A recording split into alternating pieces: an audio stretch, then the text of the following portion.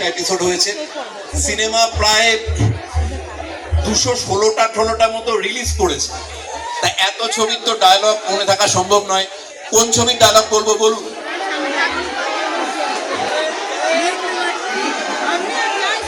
206টাই মনে হচ্ছে রিকোয়েস্টে আসছে। আমি একটু শুরু থেকে বলার চেষ্টা করি যে কটা মনে পড়বে, কারণ আচ্ছা বেশ, এখান থেকে শুনতে পেয়েছি একটা, যেটা বাকিগুলোর মধ্যে থেকে বুঝতে পেরেছি ফাটাকেষ্ট। বস্তি জ্বালিয়ে দেওয়ার পরে যখন মিঠুনদার সাথে তর্কাতর্কি হচ্ছে এবং মিঠুনদা বলেছেন যে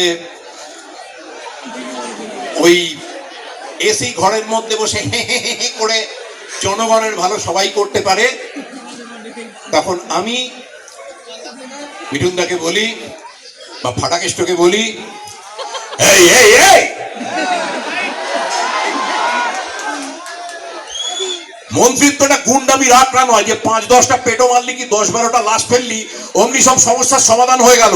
7 দিনের জন্য চেয়ারটা ছেড়ে দিচ্ছি, বসে দেখা কি করতে পারিস দেখা।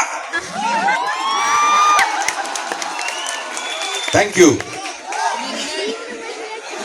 কোনো একটা আচ্ছা, তুল কালাম আরেকবার মিঠুনদারি আরেকটা ছবি।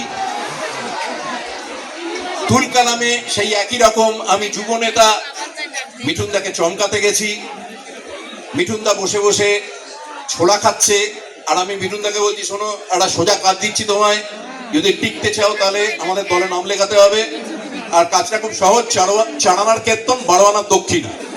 দক্ষিণার ব্যাপারটা পড়ে আসছি, আগে কীর্তনটা বলি। এখানে একটা বিয়ার ফ্যাক্টরি হবে, জমিটা তোমায় ভাড়া করতে হবে, আর তার বদলে আজীবনের মেম্বারশিপ, থাকা খাওয়া ফ্রি। আর যদি না করো কি হতে পারে? অনেক কিছুই হতে পারে। এই ধরো তুমি রাস্তা দিয়ে যাচ্ছ, হঠাৎ একটা লরি এসে তোমায় চাপা দিয়ে চলে গেল, মিঠুনদা আমার দিকে ঘুরে তাকালো, আমি বললাম না না হবেই বলছি না, হতেও তো পারে।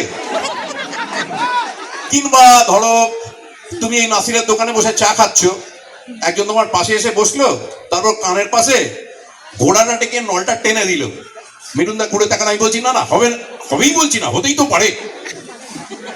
আপনারা সাক্ষী, আমি শুধু এটুকুই বলেছিলাম।